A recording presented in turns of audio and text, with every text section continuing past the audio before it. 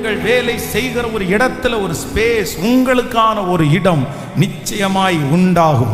நீங்கள் தொழில் செய்கிற இடத்துல ஒரு இடம் உங்களுக்காக ஒதுக்கப்படும். இதுவரையிலும் உங்களுக்கு எந்த இடத்தையும் கொடுக்காமல் தடுத்து நிறுத்தி இருக்கலாம். இதுவரையிலும் எந்த இடமும் உங்களுக்கு வாய்க்காமல் இருக்கலாம். ஏதாவது ஒரு ஸ்பேஸ், ஒரு இடம் எனக்கு கிடைக்குமா, அந்த இடத்துல நான் சைன் பண்றதுக்கு, அந்த இடத்துல வாழ்றதற்கு, அந்த இடத்துல என்னுடைய காரியத்தினுடைய பெர்ஃபார்மன்ஸை நான் பண்றதற்கு ஏதாவது ஒரு இடம் எனக்கு கிடைக்குமா, ஒரு வாய்ப்பு எனக்கு கிடைக்குமா? ஆனால் சிலருடைய வாழ்க்கையிலே இத்தனை நாட்களும் எந்த இடமும் அப்படி அமையாமல் நீங்கள் அலைஞ்சு திரிஞ்சிட்டே இருக்கலாம். நீங்க எந்த இடம் உங்களுக்கு கிடைக்காம உங்களுடைய நாட்கள் ரொம்ப வீணாயிட்டே போகலாம். ஆனா ஆண்டவர் இன்றைக்கு இஸ்ரவேலின் ஜெயபலமானவர், வாக்கு மாறாதவர், இன்றைக்கு உங்களை பார்த்து கர்த்தர் வாக்கு கொடுக்கிறார். நீ பெருகும்படிக்கு நான் ஒரு இடத்தை, ஒரு ஸ்பேஸ் உனக்காக உண்டு பண்ணுவேன். பெரிய மனிதர்கள் நடுவிலே உங்களுக்காக, இது தீர்க்க தரிசனமான வார்த்தை, இது கர்த்தருடைய வார்த்தை. உங்கள் பிள்ளைகள் பெருகும்படியாய் கர்த்தர் ஒரு இடத்தை கர்த்தர் தரப்போறாரு. நீங்கள் ஆசீர்வதிக்கப்படும்படியாய் கர்த்தர் ஒரு இடத்தை கர்த்தர் தருவேன் என்று வாக்கு கொடுக்கிறார். ஆமேன். நீங்கள் சுகமாய் குடியிருப்பதற்கு ஆண்டவர் ஒரு இடத்தை உங்களுக்கு தருவேன் என்று கர்த்தர் வாக்கு கொடுக்கிறார். நாம் ஆராதிக்கிற தேவன் யார் அப்படின்னா, நாம் பல்லுகும்படிக்கு இடத்தை உண்டு பண்ணுகிற கர்த்தர். ஹல்லேலூயா. அதுவரையிலையும் இந்த மனுஷனுடைய வாழ்க்கையிலே அநேக இடங்கள் இருந்தாலும் எல்லா இடத்திலையும் துரத்தப்படுகிற அனுபவம். எந்த இடமும் அவருக்கு நிலைவரமான ஒரு இடமா இல்லை. எந்த இடத்திலையும் அவர் அடிச்சு துரத்தப்பட்டுட்டே இருந்தார். அந்த இடம் மாத்தி இந்த இடம், இந்த இடம் மாத்தி இப்படியே அலைஞ்சு திருந்துட்டு இருந்த அந்த மனுஷன் இப்ப என்ன சொல்றான்னா, அவ்விடம் விட்டு பெயர்ந்து போய் வேறொரு துறவை வெட்டினான். ஏற்கனவே ஏசேக்கு என்கிற ஒரு இடம் அவர்களுடைய இடம் தான். ஆனா அந்த இடம் அவனுக்கு கிடைக்கல. அதற்கு பிறகு சித்னா, அந்த இடத்திற்கும் அவன் தான் சட்டப்படி உரிமையாளர். ஆனா அந்த இடமும் அவங்களுக்கு கிடைக்கல. வேதம் சொல்லுகிறது, தன்னுடைய தகப்பனாருடைய இடம் இந்த பிள்ளைக்கு கிடைக்கல. அது அவங்க அப்பாவுடைய இடம். ஏசேக்கு என்கிறது ஆபிரகாமுடைய இடம், சித்னா என்கிறது ஆபிரகாமுடைய இடம். ஆபிரகாம் அந்த இடத்திலே சுத்தி இருக்கிற இடத்தை எல்லாம் நடந்து அதை வேலி போட்டு அதில் விவசாயம் பண்ணி அந்த இடத்திற்கு சென்டர்ல ஒரு நல்ல நீரூற்றை, ஒரு பெரிய கிணறை தோண்டி அந்த கிணத்துல இருக்கிற தண்ணீர்னால அந்த இடத்துல ஃபுல்லா வேலை செய்து அந்த கிணறு அவங்களுக்கு ஒரு பெரிய பத்திரத்தை போல இவ்வளவு இடத்திலிருந்து இவ்வளவு இடம் வரைக்கும் இந்த மனுஷனுக்கு சொந்தமாயிருச்சுன்னு ஏசேக்குல எழுதினது. ஆனா அங்கே இருக்கிற அத்தனை மனிதர்களும் என்ன செஞ்சாங்கன்னா, இவன் கண்டுபிடிக்க கூடாது, இந்த மனுஷனுக்கு இது போக கூடாது அப்படின்னு சொல்லி இந்த துறவை என்ன பண்ணிட்டாங்கன்னா மூடி போட்டாங்க. அப்போ மூடி போட்டாச்சு அப்படின்னு சொன்னா அதை நம்மளால தெரியாது. பொதுவாக ஒரு இடத்தை நம்ம வாங்கணும்னா அந்த இடத்திற்கு மிக முக்கியமானது என்னன்னா பத்திரம் தான் ரொம்ப முக்கியமானது. அந்த பத்திரத்துல தான் இந்த அளவெல்லாம் குறிக்கப்பட்டிருக்கும். எந்த ஏரியாவில இருந்து எந்த ஏரியா வரைக்கும் நமக்கு சுத்தி இருக்கிற எந்த இடம் பவுண்டரி, இது எல்லாமே அந்த பத்திரத்துல எழுதப்படும். இன்னைக்கு நம்ம கையில எப்படி பத்திரம் இருக்குதோ அன்னைக்கு இருக்கிற காலத்துல அவர்களுடைய பத்திரமே என்னன்னா இந்த நீரூற்று தான் அவங்களுக்கு பத்திரம், இந்த துறவு தான் அவர்களுக்கு பத்திரமா இருந்துச்சு. அவர்கள் ஒரு ஏரியாவை வளைச்சு போட்டு அதுல ஃபென்சிங் போட்டு அதனுடைய அளவுகளை கீழே பாறையில அவங்க பொறிச்சு எழுதி இருப்பாங்க. ஆனா வேதம் சொல்லுது, அவனுடைய பிள்ளை அந்த இடத்தை எடுக்கணும்னு முயற்சி எடுக்கும் போது அந்த ஊரார் சேர்ந்து அந்த துறவை தூர்த்து போட்டாரு. அப்படின்னா மூடி போட்டாங்க.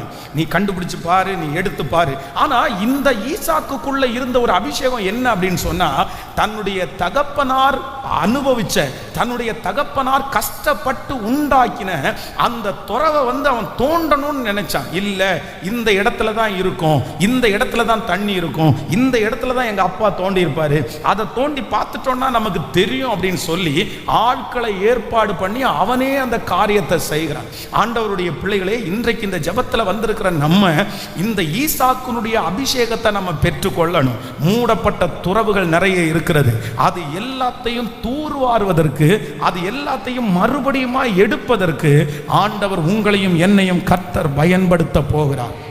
நான் நம்புகிறேன் 10 வருடங்களுக்கு முன்பாக இருந்த பரிசுத்தவான்களுடைய அபிஷேகம் இனி நமக்கு கிடைக்கப்பட போகிறது.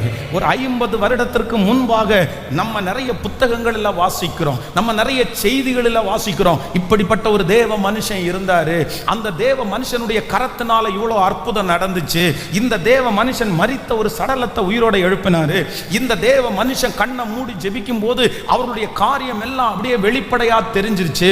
அப்படிப்பட்ட தேவ மனிதர்கள் நம்முடைய தேசத்துல வாழ்ந்திருக்கிறார்கள். நீங்க கன்னியாகுமரி பக்கத்துல போயிட்டீங்கன்னா ஒரு இடத்துல பாத்தீங்கன்னா ஒரு மரம் பட்டு போய் இருக்கிறது. அந்த மரம் என்ன அப்படின்னா, அங்க இருக்கிற ஒரு ஊழியக்காரர் ஊழியம் செய்த நாட்களிலே அங்க இருக்கிற அத்தனை பேரும் சேர்ந்து அவர் அந்த மரத்துல கட்டி வச்சு அவரை அடிச்சிட்டாங்க. அடிச்ச அந்த மரம் அவ்வளவுதான், அப்பவே பட்டு போயிருச்சு. இன்னைக்கு வரைக்கும் அது அந்த இடத்துல இருக்குன்றாங்க. அப்போ ஆண்டவருடைய பிள்ளைகளே, இப்படிப்பட்ட நிறைய பரிசுத்தவான்களுடைய தோண்டப்படாத துறவுகள் நிறைய ஆங்காங்கே கிடக்கிறது. நம்முடைய குடும்பத்தில் அப்படி இருந்திருக்காங்க, நம்முடைய முன்னோர்களுடைய காரியத்தில் இருந்திருக்கிறாங்க.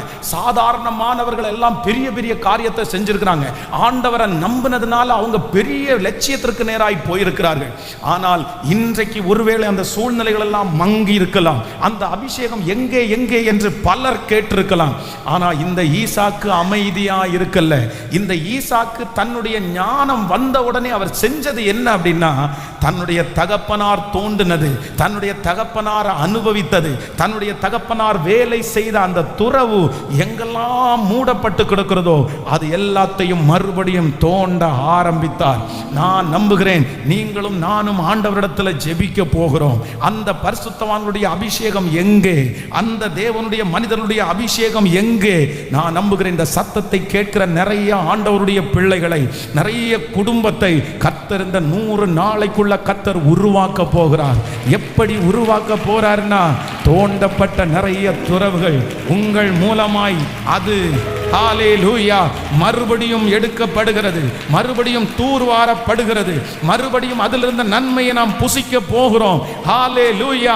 50 ஆண்டுகளுக்கு முன்பாக, 100 ஆண்டுகளுக்கு முன்பாக என் தேவனாகிய கர்த்தர் இந்த உலகத்திலே எப்படிப்பட்ட எழுப்புதலை பார்த்தாரோ, பரிசுத்தவான்களை பார்த்தாரோ, ஜனங்களை பார்த்தாரோ, அப்படிப்பட்டவர்கள் மறுபடியும் எழும்ப போகிறார்கள். நம்முடைய திருச்சபையிலிருந்து எழும்ப போகிறார்கள். இந்த சத்தத்தை கேட்கிற குடும்பங்களிலிருந்து எழும்ப போகிறார்கள். ஓ ஹல்லேலூயா, ஆமென். அந்த வல்லமைகளை எழுப்புவதற்கு ஆண்டவர் நம்மை கிருபையாய் பயன்படுத்த போகிறார். கைகள் அப்படியே மேல உயர்த்தி சத்தமாய் ஆண்டவரிடத்தில் சொல்லலாம், அப்பா இல்லை, அந்த மாதிரி மூடப்பட்ட துறவுகளை நான் தோண்ட போறேன். ஆண்டவருக்காக பக்தி வைராக்கியம் பாராட்டின யோசேப்புகளை கர்த்தர் எழுப்ப போகிறார். தேவனுக்காக வைராக்கியமாய் நிற்கிற யோபுகளை கர்த்தர் எழுப்ப போகிறார். எஸ்தர் ராஜாத்திகளை கர்த்தர் எழுப்ப போகிறார். நம்மிடத்தில் அப்படி உண்டு. ஆமென். ஸ்தோத்திரம், ஸ்தோத்திரம். அதற்காகத்தான் ஆண்டவர் இன்று அபிஷேகிக்கிறார். அதற்காகத்தான் ஆண்டவர் இன்றைக்கு வாக்கு கொடுக்கிறார். உன் மூலமாய் விழுந்து போன நிறையத்தை கர்த்தர் எழுப்ப போகிறார். உங்க மூலமாய் கர்த்தர் பெரிய அதிசயத்தை கர்த்தர் செய்ய போகிறார். ஆமென். ஹல்லேலூயா. பிதாக்களுடைய அற்புதத்தை நாம் பார்க்க போகிறோம். தாவீதுனுடைய காலத்தில் கர்த்தர் செய்ததை நம்முடைய கண்கள் பார்க்க போகிறது. உங்க குடும்பத்தில் யாருக்கும் இல்லாத ஒரு அபிஷேகத்தை கர்த்தர் தரப்போகிறார். நீங்கள் கண்டுபிடிப்பீர்கள். நீங்கள் அந்த அபிஷேகத்திற்காக ஜெபிப்பீர்கள். அந்த அபிஷேகம் உங்களுக்கு திரும்பி வரும். நீங்கள் அந்த இடத்திலிருந்து தூர்வாரும் போது தண்ணீரை காண்பீர்கள். ஹல்லேலூயா. அப்போ ஆண்டவருடைய பிள்ளைகளை இன்னைக்கு இந்த அபிஷேகத்திற்காக தான் நம்ம ஜெபிக்கணும். இந்த இடத்துல வேதம் சொல்லுது, இந்த ஈசாக்கினிடத்துல இருந்த பெரிய அபிஷேகம் என்னன்னா, கர்த்தர் சொல்லுகிறார், நான் உனக்கு இடத்தை உண்டு பண்ணுவேன். அப்போ தன்னுடைய தகப்பனார் அதை அனுபவித்ததை இவங்க மூடுனதை இவங்க தோன்றாங்க பாருங்க.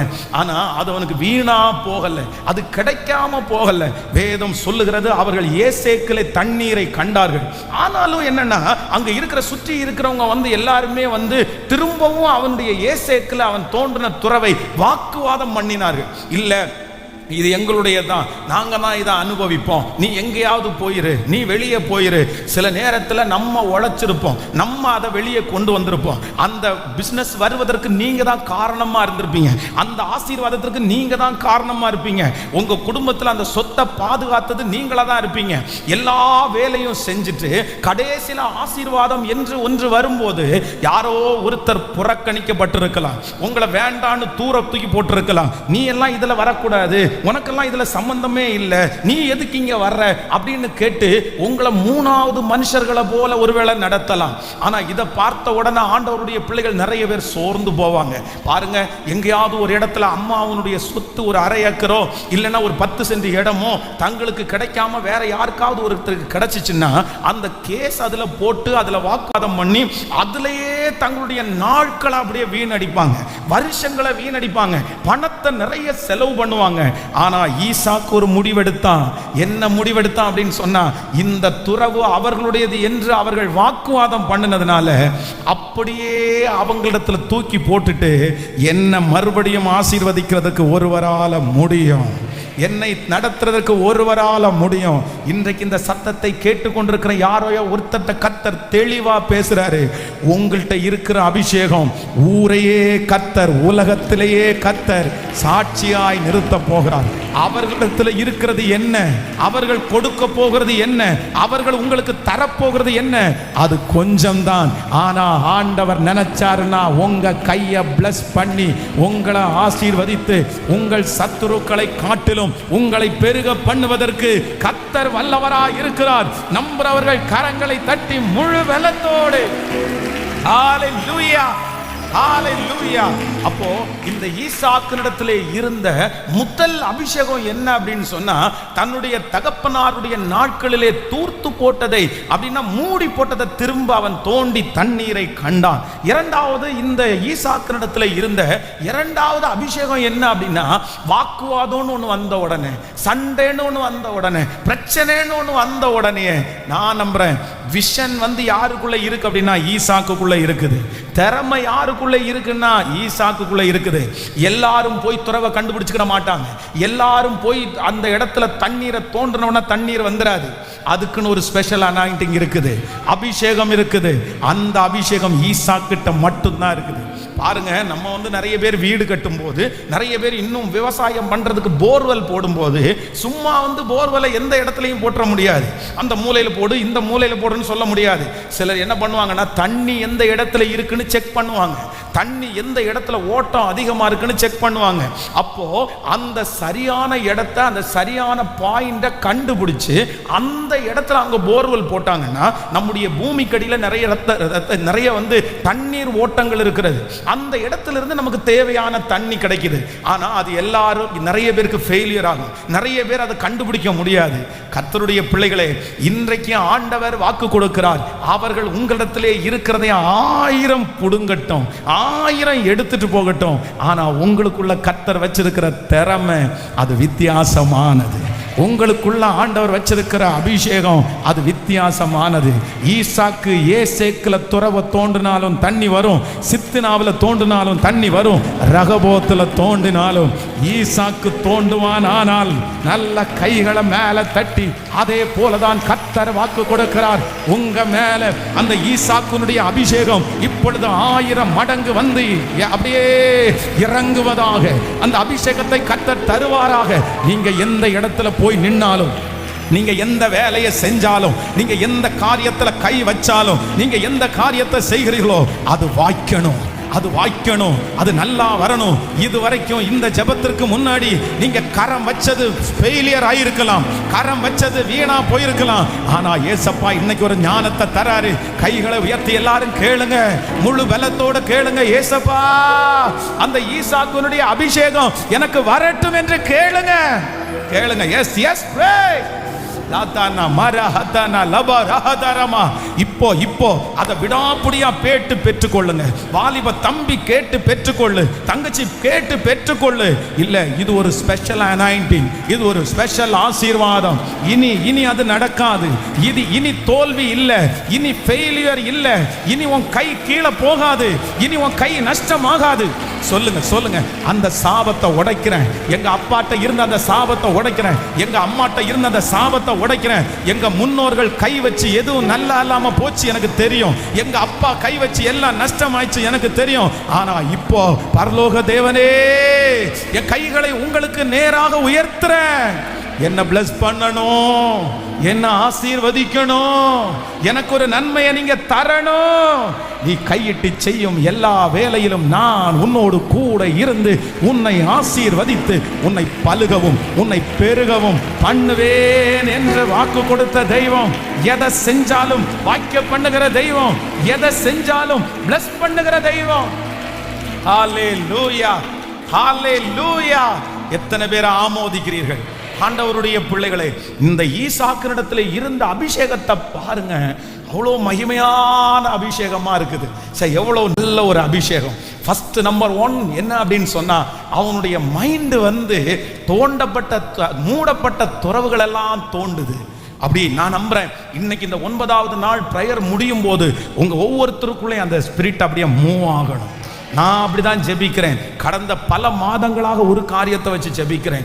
Again Lord, again Lord. அந்த வார்த்தையை என்னுடைய இருதயத்திலிருந்து சொல்லிட்டே இருக்கிறேன். நான் ஜெபம் பண்ணிட்டே இருக்கிறேன். எனக்கு ஜான் வெஸ்லியினுடைய ஐயா ஜான் வெஸ்லி அவருடைய அந்த சாட்சி என்னை ரொம்ப அசைத்தது. பில்லி கிரகாமனுடைய அந்த சாட்சி என்ன அசைத்தது.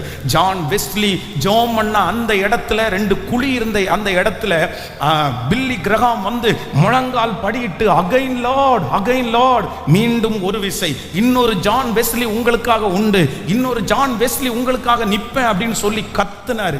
அன்னைக்கு எல்லாம் மூடப்பட்ட காலம், அந்த காலத்துல எழுப்புதல் இல்லாத காலம், அந்த காலம் சபைகள் வளராத காலம், அந்த காலத்துல நிறைய ஊழியங்கள் நடக்காத காலம், அந்த காலம் ரொம்ப மங்கின காலமா இருந்துச்சு. ஆனா அந்த காலத்துல தான் பில்லி கிரகாம் போய், ஜான் வெஸ்லி ஏற்கனவே இத்தனை ஆண்டுகளுக்கு முன்னாடி வாழ்ந்து இவ்வளவு பெரிய ஊழியத்தை செஞ்சாரு, அந்த மாதிரி ஒரு நபரா நான் மாறணும். அகைன் லார்ட், அகைன் லார்ட் அப்படின்னு சொல்லி அப்படியே கண்ணீரோடு அழுத அந்த ஜெபத்தை ஆண்டவர் கேட்டு அந்த பில்லி கிரகாமை கர்த்தர் மிகப்பெரிய அப்போஸ்தலனாய், மிகப்பெரிய சுவிசேஷகனாய், இந்த உலகத்தை கலக்கிற ஒரு தேவ ஊழியக்காரனாய் கர்த்தர் மாற்றினார். அதனால இந்த சாட்சியை கேட்டதிலிருந்து நானும் மறுபடியும் அப்படிதான் சொல்றேன். என் இருதயத்துக்குள்ள இருந்து ஒரு வார்த்தை வந்துட்டே இருக்குது. Again Lord, again Lord. இந்த தேசத்திலே உமக்காய் சாட்சியாய் எழும்பின பரிசுத்தவான்களைப் போல என்னையும் எழுப்புவீராக. ஜெப வீரர்களைப் போல என்னையும் எழுப்புவீராக. அற்புதங்களை உமக்காய் செய்கிற ஊழியக்காரனுடைய அந்த இடத்திலே என்னையும் நீர் கொண்டு வருவீராக.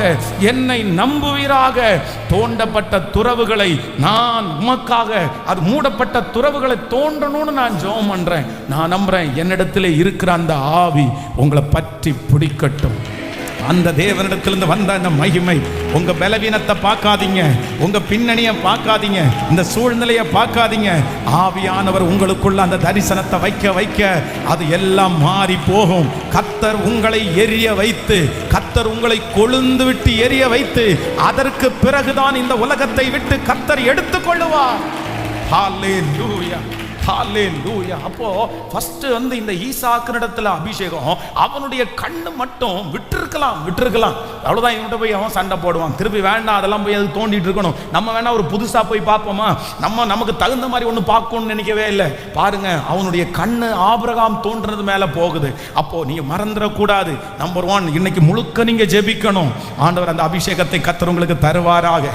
நம்பர் 2, இரண்டாவதாக நான் சொன்னது மாதிரி இந்த ஈசாக்கினிடத்துல இருந்த ஒரு மிகப்பெரிய blessing என்ன அப்படின்னா, இந்த இடத்துல முட்டுக்கட்ட போடுறாங்க, இந்த இடத்துல முட்டுக்கட்டு போடுறாங்க. நீ இங்க வரக்கூடாது, நீ இதை பண்ணக்கூடாது, நீ இதை செய்யக்கூடாது, உனக்கு என்ன அருகதை இருக்குது, உனக்கு என்ன தைரியம் இருக்குது, நீ யாரு, நீ எங்க இருந்து வந்தவன். அப்ப எங்க போனாலும் இந்த ஈசாக்குக்கு ஒரு முட்டுக்கட்டை போட்டுட்டே இருக்கிறாங்க, தடைய போட்டுட்டே இருக்கிறாங்க. அவ்வளவுதான். தடை போட்ட உடனே நம்மளை வாழ விட மாட்டாங்க போல தெரியுது, நம்மளை இந்த மாதிரி வேலையெல்லாம் செய்ய விட மாட்டாங்க போல தெரியுது, நம்ம இதுக்கு லாயக்கே இல்லை போல தெரியுது, இது அவங்களுக்கு மட்டும்தான் செட் ஆகும், நமக்கு செட் ஆகாது அப்படின்னு நினைச்சு இந்த ஈசாக்கு விடாம, ஒரு வழியை நீ அடைச்சியாப்பா, ஒரு பாதையை நீ அடைச்சியாப்பா, நான் ஆராதிக்கிற தேவன் நீ ஒரு வழியை அடைச்சா எனக்காக 7 வழியை திறப்பாரு. ஒரு பிசினஸ் நீ அடைச்சா 7 எனக்காக திறப்பாரு. ஒரு ஊழியத்தை நீ அடைச்சா கர்த்தர் எனக்காக 7 திறப்பாரு. ஒரு சூழ்நிலையை நீ அடைச்சேன்னா கர்த்தர் எனக்காக 7 திறக்கிறதற்கு வல்லவரா இருக்கிறார். நான் நம்புறேன் ஆண்டவர் உங்க நிறைய பேருக்கு தீர்க்க தரிசனமா வாக்கு கொடுக்கிறாரு. தீர்க்க தரிசனமா வாக்கு கொடுக்கிறாரு. மகனே மகளே ஒன்று செய். அதையே பார்த்துட்டு இருக்காதீங்க. அதையே பார்த்துட்டு இருக்காதீங்க. சிலருடைய வாழ்க்கை இதுலயே அழிஞ்சு போயிடுச்சு பாருங்க. யாராவது ஒருத்தர் எதை புடுங்கிட்டாங்களா எடுத்துட்டாங்களா விட்டு கொடுக்கிறதுக்கு சில நேரத்துல மனசே இருக்காது. நான் நம்புற கடினம் தான், கஷ்டம் தான். நீ உங்களுக்குள்ளதை நீங்க எப்படி விட்டு கொடுப்பீங்க? நீங்க கஷ்டப்பட்டதை எப்படி விட்டு கொடுக்க முடியும்? நீங்க உழைச்சதை எப்படி விட்டு கொடுப்பீங்க? உங்களுக்கு கஷ்டமா தான் இருக்கும். அவங்க மட்டும் சொகுசா வச்சு அனுபவிப்பாங்க, நீங்க ஒன்றும் இல்லாம போகணுமா? அப்படிப்பட்ட எண்ணங்கள் மனுஷ ரீதியா உங்களுக்குள்ள வர்றது உண்மைதான், இயற்கை தான். அதுக்கு ஒன்றும் இல்லை. நம்ம என்னதான் இருந்தாலும் அதுல கஷ்டப்பட்டு பண்ணிருக்கிறனால நம்ம மனசு கஷ்டமா தான் இருக்கும். ஆனா நீங்க ஒண்ணு நினைச்சுக்குங்க, சில காரியங்கள் நமக்கு ஃபைட் பண்றது பிரச்சனை இல்லை. ஆனா அது வராதுன்னு தெரியும் போது, அது காலதாமதம் ஆகுதுன்னு தெரியும் போது, அதுக்கு பின்னாடி ஓடுனா சமாதானம் போகுது, அதுக்கு பின்னாடி போனா ஒரு வெற்றியும் தெரியலன்னு தெரிஞ்சதுக்கு அப்புறம் அதுக்கு பின்னாடியே போயிட்டு இருக்காம நான் என்ன நம்புறேன் அப்படின்னா, இந்த ஈசாக்கை போல ஏசேக்க மூடிட்டாலும் நான் நெக்ஸ்ட் சித்தனாவுக்கு போவேன். சித்தனாவை நான் மூடிட்டாலும் நான் ரகபோத்துக்கு போவேன். எனக்கு சித்தனாவை மூடலாம், எனக்கு ஏசேக்க மூடலாம். ஆனா கர்த்தர் எனக்காக வைத்திருக்கிற ரகபோத்தை ஒருவராலும் இன்று கர்த்தராகிய ஆண்டவர் வாக்கு கொடுக்கிறார். உங்களுக்காக ஒரு ரகபோத், உங்களுக்காக ஒரு ரகபோத், உங்களுக்காக ஒரு ரகபோத், உங்களுக்காக ஒரு ரகபோத். அடைக்கப்பட்ட வாசல்கள் உங்களுக்காக திறக்க போகிறது. கைகளை எல்லாம் மேலே தட்டி எல்லா ஏசேக்கு சித்தினா இன்றையோடு முடிய போகுது. ரகபோத்தை கர்த்தர் தரப்போகிறார். ரகபோத்தை கர்த்தர் தர போகிறார். நீங்க கையிட்டு செய்கிறது வாய்க்க போகிறது. ஆண்டவர் வாய்க்க பண்ண போகிறார். ஹல்லேலூயா. அவர்களை பார்க்கலும், சத்துருக்களை பார்க்கலும், மூடி போடுகிறவர்களை பார்க்கலும், பிடுங்கினவர்களை பார்க்கலும் உங்களை கர்த்தர் பல மடங்கு அப்பா கொடுத்ததை விட, அம்மாவுடைய பார்ட்டிஷனை விட, உங்க சொந்தக்காரங்க கொடுக்கிற பார்ட்டிஷனை விட என் ஏசப்பா உங்களுக்கு தர்றது, எங்க ஏசப்பா உங்களுக்கு தர்றது அவங்க யாருமே கொடுக்க முடியாத அளவுக்கு பெருசா இருக்கும். நம்புறவங்க கைகளை மேல தட்டி ஆமென். ஹல்லேலூயா.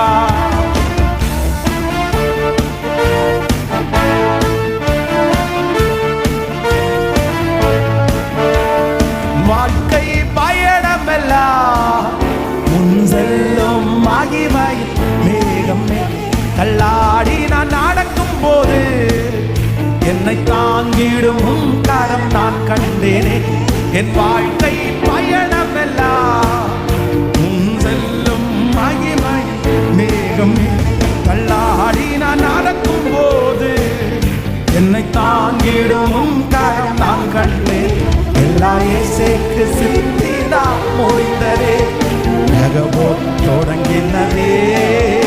எல்லா இயேசுக்கு சித்தினா முடிந்ததே, ரகபோத் தொடங்கின. இப்ப சொல்லும் மெச்சடா தெய்வமே, யெகோவா தெய்வமே, என்னை பெருக செய்பவரே பாடுவோம் மெச்சடா.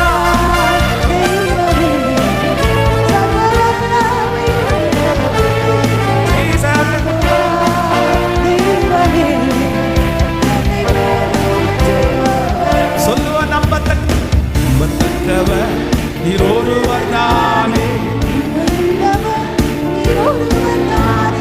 நம்பத்தக்கவர் நீர் ஒருவர் தானே, நீர் ஒருவர் தானே. போய் சொல்லு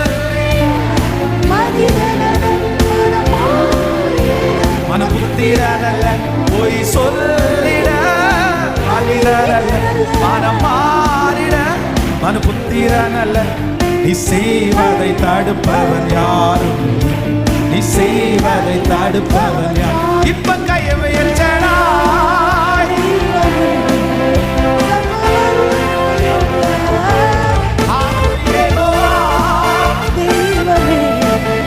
என்னை பெருக செய்பவரே சொல்லுவேன் செடா.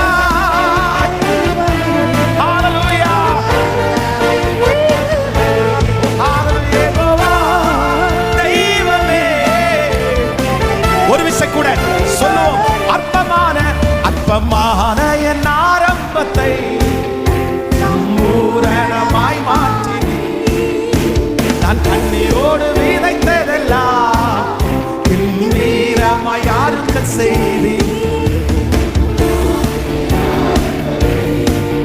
சம்பூரணமாய் மாற்றினி. கண்ணீரோடு விதைத்ததெல்லாம்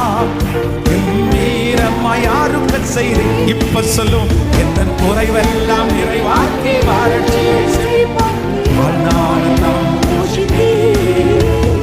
குறைவெல்லாம் நிறைவாக்கி வாரட்சி வாழ்நாளெல்லாம் போஷி. இப்ப சேர்ந்து பாடுங்க பாடுங்க பாடுங்க.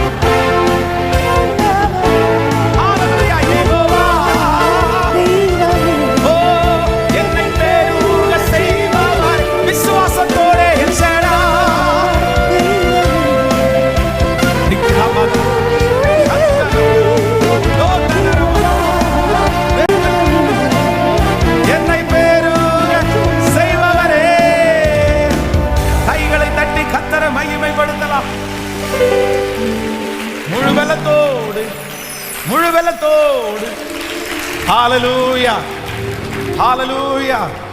ஒரு வழியை அடைக்கும் போது அந்த வழியையே பார்த்துட்டு இருக்க கூடாது. ஒரு வழியை மனுஷன் அடைக்கும் போது அந்த வழியை நினைச்சு கவலைப்படக்கூடாது. ஒரு வழியை மனுஷன் அடைக்கும் போது அந்த வழியே பார்த்து பார்த்து ஏங்கி ஏங்கி ஏங்கி அங்கேயே தரிசனத்தை இழக்க கூடாது. ஒரு வழியை அடைஞ்சிருச்சுன்னா அடுத்து உடனே உங்களுடைய கண் எங்க போகணும்னு சொன்னா நெக்ஸ்ட் நெக்ஸ்ட் அடுத்தது. இந்த 9வது நாள் நீங்க ஒரு வார்த்தையை மறக்க கூடாது. என்ன வார்த்தை மறக்க கூடாது அப்படின்னு சொன்னா நெக்ஸ்ட் நெக்ஸ்ட். ஒரு இடத்துல உங்களுக்கு தோல்வியா, ஒரு இடத்துல தோல்வின்னு தெரிஞ்ச உடனே சிலர் பாருங்க அங்கேயே உட்கார்ந்து, சிலருக்கெல்லாம் ஒன்று போதும், ஒரு பிரச்சனை போதும், அவ்வளோதான் அவங்க வாழ்க்கையை முடிச்சிடும். ஒரு நெகட்டிவ் போதும் அவங்க வாழ்க்கையை முடிச்சிடும்.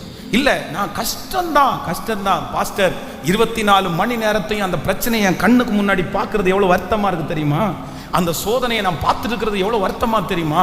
ஆனால் கர்த்தருடைய பிள்ளைகளே, அப்போ அந்த ஒரு பிரச்சனையை நீங்கள் பார்த்த உடனே அப்படியே உட்கார்ந்துருவீங்களா? ஒரு ஏசேக்கு முன்னாடி நீங்கள் உட்கார்ந்துருவீங்களா? ஒரு சித்தனாவுக்கு முன்னாடி நீங்க அப்படியே இருந்துருவீங்களா? என்ன பண்ண முடியும்? ஆண்டவர் ஒரு ஏசேக்கை அனுமதிச்சிட்டாரு. என்ன பண்ண முடியும்? ஆண்டவர் ஒரு சித்தனாவை உங்க வாழ்க்கையில அனுமதிச்சிட்டாரு. அது கர்த்தர் ஏன் அனுமதிச்சாருன்னு நமக்கு தெரியல. ஆனா ஆண்டவர் ஏசேக்கு அனுமதிச்சதுக்கு ஒரு காரணம் இருக்கும், ஒரு சித்தனாவை அனுமதிச்சதுக்கு காரணம் இருக்கும். ஆனா அந்த ஏசேக்கு கிடைக்கலன்றதுக்காக, அந்த சித்தனா கிடைக்கலன்றதுக்காக, ஐயோ இத்தனை வருஷத்தினுடைய உழைப்பு வீணா போயிடுச்சே, இத்தனை வருஷத்தினுடைய நேசம் வீணா போயிருச்சே, இத்தனை வருஷம் பாடுபட்டதெல்லாம் ஒண்ணும் இல்லாம போயிருச்சேன்னு சொல்லி அந்த ஒண்ணுலயே உங்க வாழ்க்கை முடிஞ்சு போலாமா? யாரோ ஒருத்தரத்துல ஆண்டவர் தெளிவா இன்றைக்கு பேசுகிறார். நிறைய பேருடைய வாழ்க்கை இப்படிதான். ஒரு சித்தனாவுக்கு முன்னாடி நீங்க இருந்துட்டீங்க, ஒரு ஏசேக்கு முன்னாடி நீங்க உடைஞ்சு போய் நீங்க கிடக்குறீங்க. அந்த ஏசேக்கை உங்களால தாண்ட முடியல, அந்த சித்தனாவை உங்களால தாண்ட முடியல. ஆனா ஆண்டவர் இன்னைக்கு தெளிவா பேசுறாரு. அந்த ஏசேக்கை விட்டு நீ வந்தாதான், அந்த சித்தனாவை விட்டு நீ வந்தாதான் நீ ரகபோத்தை பார்க்க முடியும் மகளே, ரகபோத்தை பார்க்க முடியும் மகனே. நீ ஏசேக்கை விட்டுட்டு வெளியே வாங்க, சித்தனாவை விட்டு வெளியே வாங்க, அதை தூக்கி போடுங்க. அது இல்ல, அது ஏசேக்கு முடிஞ்ச உடனே உங்க லைஃபே முடியல, சித்தனா முடிஞ்ச உடனே உங்க லைஃபே முடியல. கர்த்தர் ஒரு ரகபோத்தை உங்களுக்காக கர்த்தர் வச்சிருக்கிறாரு, ஒரு ரகபோத்தை ஆண்டவர் வச்சிருக்கிறாரு. எழும்பு, போராடி, ஹல்லேலூயா, நில்லு. ஆமே, நீ ஒருவன் மாத்திரம் மீந்திருந்தால் போதும், பார்வோனுடைய படைகள் உன்னை பார்த்து நடுங்கிற அளவிற்கு கர்த்தர் சொல்றாரு. ஒரு தோல்வி அல்ல, ஒரு அவமானம் அல்ல, ஒரு விழுகை, அந்த விழுகை அல்ல. ஆண்டவருடைய பிள்ளைகளா இருக்கிறவங்க இதுல ரொம்ப ஜாக்கிரதையா இருக்கணும். பிசாசுனுடைய ஒரு மிகப்பெரிய தந்திரமே என்ன அப்படின்னு சொன்னா, இந்த மாதிரி தான். உலகத்திலே ஆண்டவருக்காக வல்லமையாய் செயல்பட்டவர்கள் எல்லாம் நீங்க எடுத்து பாருங்க. அவங்களுக்கு பலவீனம் இருந்தா கேட்டுச்சுன்னா அவங்களுக்கு எவ்வளவு பெரிய பலவீனம் இருந்துச்சு தெரியுமா? அவங்க நினைச்சதெல்லாம் நடந்துச்சான்னு கேட்டா இல்லவே இல்லை. வியாதியோட தான் சிலர் மேற்கொண்டாங்க, சிலர் அவமானத்தோட தான் சிலர் மேற்கொண்டாங்க, சிலர் மன வருத்தத்தோட தான் மேற்கொண்டாங்க. ஆனா யாருக்குமே தெரியாது இவ்வளோ ஒரு பெரிய பிரச்சனையில் அவங்க கடந்து போறாங்கன்னு கூட அவங்க சொன்னா நம்மளால நம்பவே முடியாது. ஆனா அவ்வளோ பெரிய பிரச்சனையும் தாண்டி, ஏசேக்க தாண்டி, சித்தனாவை தாண்டி ரகபோத்தில் அவங்க வந்ததுனால தான் அநேகர் அவர்களை குறித்து பேசுகிறார்கள். நான் நம்புறேன் இன்றைக்கு இந்த சத்தத்தை கேட்கிற யாரோ ஒருத்தரை கர்த்தர் நேருக்கு நேர் கர்த்தர் என்கவுண்டர் பண்றாரு, ஸ்ட்ரெயிட்டா வந்து கர்த்தரிடத்துல பேசுறாரு. இல்ல, அந்த ஏசேக்கு இருக்கட்டும், அந்த சித்தனா இருக்கட்டும். ஆனா ஒன்று, நீங்க ரகபோத்துல ஜெயிச்சிட்டீங்கன்னு வச்சுக்கங்களேன், நீங்க ரகபோத்துல ஜெயிச்சிட்டீங்கன்னு வச்சுங்களேன், அந்த ஏசேக்க விட்டுட்டு அந்த சித்னாவை விட்டுட்டு ரகபோத்துக்கு வந்து ஜெயிச்ச உடனே என்ன நடக்குதுன்னு நினைக்கிறீங்க? என்ன நடக்குதுன்னு நினைக்கிறீங்க? ஏசேக்குல வெறுத்தவங்க, சித்னாவில் வெறுத்தவங்க ஸ்ட்ரைட்டா ஈசாக்கு இடத்துல வந்து கர்த்தர் உம்மோடு கூட இருக்கிறார் என்று கண்டோம். ஹல்லேலூயா! ஆண்டவர் உன்னோடு கூட இருக்கிறார் என்கிறதை கண்டோம். நான் நம்புறேன் நீங்க ஜெயிப்பீங்க. இந்த பிரேயருக்கு பிற்பாடு நீங்க ஜெயிப்பீங்க. ஏசேக்குல இல்ல, சித்னாவுல இல்ல, ரகபோத்துல ஜெயிச்சிருவீங்க. நீங்க ரகபோத்துல ஜெயிக்கும் போது ஏசேக்குல இருக்கிற உங்களை வெறுத்த அந்த நபர் வரும். சித்னாவுல நீங்க பாடுபட்ட அந்த காரியம் திரும்ப வரும், திரும்ப வரும். ஹல்லேலூயா! ரகபோத்துல ஜெயிக்கிற ஒவ்வொருத்தரையும் கர்த்தர் கைவிட மாட்டார். ரகபோத்துல ஜெயிக்கிறவங்களுக்கு சித்னா திரும்பி வரும். ஹல்லேலூயா! ஹல்லேலூயா! ஹல்லேலூயா! ஹல்லேலூயா! கைகளை மேல உயர்த்தி முழு பலத்தோடு கூட சத்தமா இயேசுவே என்னை எழுப்பு, இயேசுவே என்னை எழுப்பு, சத்தமா சத்தமா சத்தமா. ஏசேக்கு அடைச்சு வைக்க முடியாது, சித்னா அடைச்சு வைக்க முடியாது. வெளியே வா லாசருவே வெளியே வான்னு சொன்னது மாதிரி கர்த்தர் நிறைய பேருடைய கையை பிடிச்சு இன்னைக்கு வெளியே கொண்டு வராரு. அந்த அழுத்தத்தை விட்டு வெளியே வா, அந்த சோதனையை விட்டு வெளியே வா, அந்த அவமானத்தை விட்டு வெளியே வா, அந்த கஷ்டத்தை விட்டு வெளியே வா. அதை தாங்கக்கூடிய பலன் தருவார், அதுல தப்பிச்சு கொடுக்கக்கூடிய வழியை செய்வார். தாங்கிடும் பலன் தருவார், தப்பி செல்ல வழி அவர் செய்வார். ஆமென், ஆமென், ஆமென். அவர் தாங்கிட பலன் தருகிறவர். சொல்லுங்க சொல்லுங்க, சத்தத்தை உயர்த்தி இயேசுவே இன்றைக்கு எனக்கான ரகபோத் ஆரம்பிக்கட்டும். சத்தத்தை விட்டுறாதீங்க, ஜெபம் பண்ண ஜெபம் பண்ண. அந்த மாதிரி சூழ்நிலையில வந்திருக்கிற ஒவ்வொரு பிள்ளைகளும் ஒவ்வொரு பிள்ளைகளும் ஒவ்வொரு பிள்ளைகளும் ஹல்லேலூயா! Thank you Jesus, thank you Jesus.